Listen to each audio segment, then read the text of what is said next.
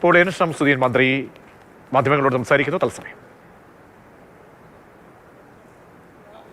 ബോർഡിൽപ്പെട്ട ആളുകൾ ഇങ്ങനെ ഓരോന്ന് പറയുന്നതിൽ എന്താ അർത്ഥമുള്ളത്? അത് ഗവൺമെന്റിന് ഉചിതമായ നിയമാനുസൃതമുള്ള കാര്യങ്ങൾ അതിൽ ചെയ്യുക തന്നെ ചെയ്യും. പിന്നെ ഇതിലുള്ള ഈ നോൺ മുസ്ലിം ഇഷ്യൂ, അത് തമിഴ്നാട്ടിലും ഇതേ പ്രശ്നമുണ്ടായി, ബാക്കി എല്ലായിടത്തും കുറേ സ്ഥലത്തൊക്കെ വെച്ചു. അത് വഖഫ് ഭേദഗതി നിയമത്തിൽ അതടക്കം വേറെ ചില വ്യവസ്ഥകളൊക്കെ നമ്മൾ എതിർത്തു. അത് വന്നു. ഇപ്പോൾ അതിനെതിരായ കേസ്, നിയമം നാട്ടിൽ പ്രാബല്യത്തിൽ വന്നു, അതിനെതിരായ കേസ് സുപ്രീം കോടതിയിലുണ്ട്. തമിഴ്നാടിൻ്റെ ഇഷ്യൂവും എനിക്ക് തോന്നുന്നു ഈ അടുത്ത ആഴ്ച തന്നെ അതിൽ സുപ്രീം കോടതി ആ കേസ് കേൾക്കാനിരിക്കുകയാണ്. തമിഴ്നാട്ടിൽ ഈ നോൺ മുസ്ലിം പ്രാതിനിധ്യമില്ലാതെ വഖഫ് ബോർഡ് കൊണ്ടുവന്നു. ഹൈക്കോടതി ആ വഖഫ് ബോർഡിനെ ദുർബലപ്പെടുത്തി, അതിനെ മരവിപ്പിച്ചു. അതിനെതിരെ കേസ് കൊടുത്തത് ഇപ്പോൾ സുപ്രീം കോടതിയിൽ ഇരിക്കുകയാണ്. സുപ്രീം കോടതി അതിലെന്താ പറഞ്ഞിട്ടുള്ളത്? അടുത്ത പോസ്റ്റിങ്ങിൽ സുപ്രീം കോടതി പറഞ്ഞിട്ടുള്ളത് 2 നോൺ മുസ്ലിം പേര് തരാനാണ്. അപ്പോൾ അതിലേക്ക് തന്നെയാണ് ഈ കേസ് കൊണ്ടുപോയി വെക്കാൻ ഇപ്പോൾ ഇവരും സുപ്രീം കോടതിയിൽ ആവശ്യപ്പെട്ടിട്ടുള്ളത്. കേരള ഹൈക്കോടതിയുടെ തീരുമാനത്തിനെതിരായി അപ്പീൽ പോകുന്ന വഖഫ് ബോർഡിൻ്റെ പ്രതിനിധികൾ പറഞ്ഞിട്ടുള്ളത് എന്താ? സുപ്രീം കോടതിയിൽ ഏതായാലും ഒരു കേസുണ്ട്, അതിൻ്റെ കൂടെ തന്നെ വെക്കണം. സുപ്രീം കോടതിയിലെ കേസ് എന്താ?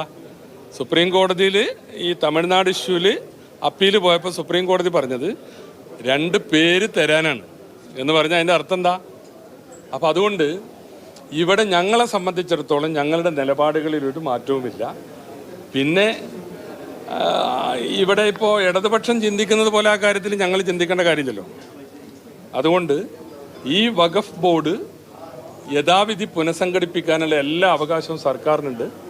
അത് ആ രീതിയിൽ ന്യായമായി നിയമ വ്യവസ്ഥയ്ക്ക് വിധേയമായി അത് ചെയ്യും. അതിപ്പോ ഞങ്ങളത് പറയാത്തത് കോടതിയിലിരിക്കുന്ന കേസാണ്. കോടതി പറയട്ടെ.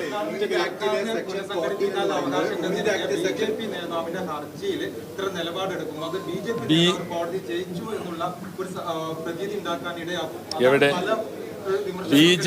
ബി ജെ പി നേതാവ് കൊണ്ടുവന്ന കേസിൽ ഞങ്ങളത് ഡിസ്മിസ് ചെയ്യാനാണ് പറഞ്ഞത്.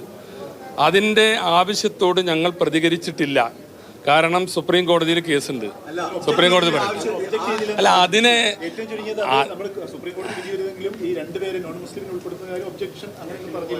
അതിന് ഞങ്ങൾ അനുകൂലിച്ചിട്ടില്ലല്ലോ.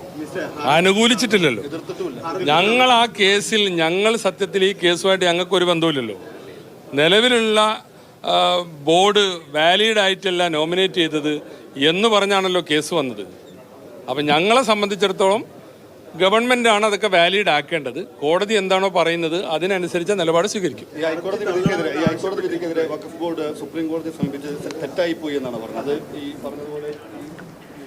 വഖഫുമായി ബന്ധപ്പെട്ട വിഷയത്തിലാണ് മന്ത്രി എൻ ഷംസുദ്ദീൻ മാധ്യമങ്ങളോട് സംസാരിച്ചത്.